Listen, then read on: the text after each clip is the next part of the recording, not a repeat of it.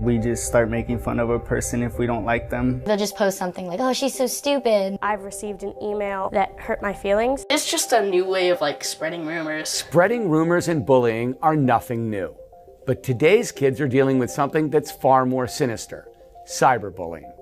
Kids are now using their cell phones and their computers to hurt, humiliate, and harass each other, and it's reaching epidemic proportions.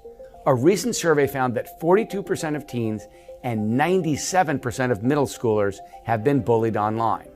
And it's not just nasty comments that our kids are getting. They're also being exposed to demeaning text messages, embarrassing photos, and snide opinion polls.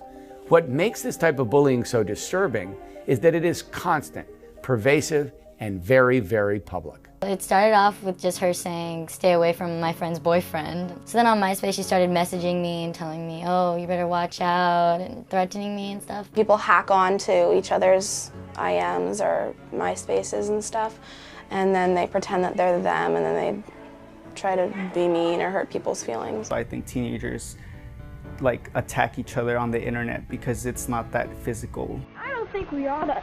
People have been mean and cruel to each other forever, but clearly technology makes all of the problems that have always been there, like gossiping and backstabbing and just being mean to each other, that much worse because it happens so much faster and it's so much bigger. In this 24/7 digital world, kids have many ways to be cruel.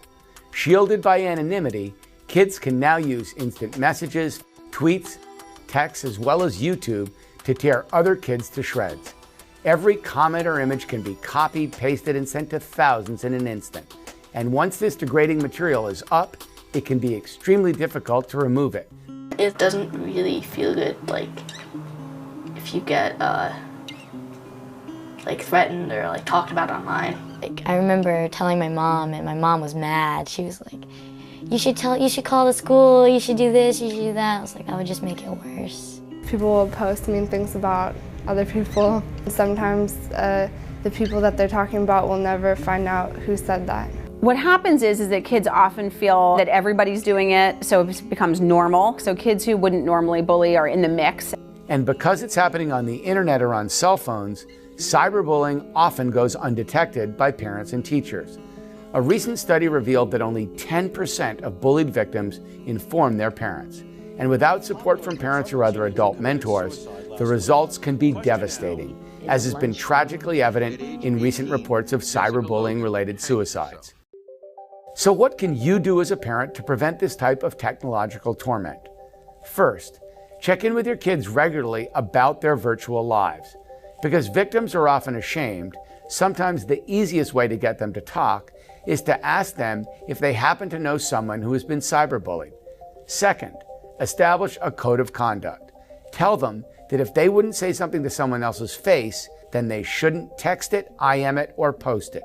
And definitely make it clear to your kids that if they do contribute to degrading and humiliating other people, then their phone and computer privileges will be taken away from them.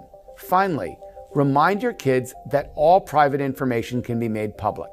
If they don't want the world to see it, then they better not post it or send it. The bottom line, whether we like it or not, is that our kids are increasingly living their lives on the internet and on their phones. It's our job as parents to make sure that the same guidance we give them for real-world behavior extends to their digital lives. So talk with your kids about what kind of online world they want to create. And be sure to remind them of the importance of thinking very carefully before they post, email, or text. For more advice and tips, please visit us at commonsense.org.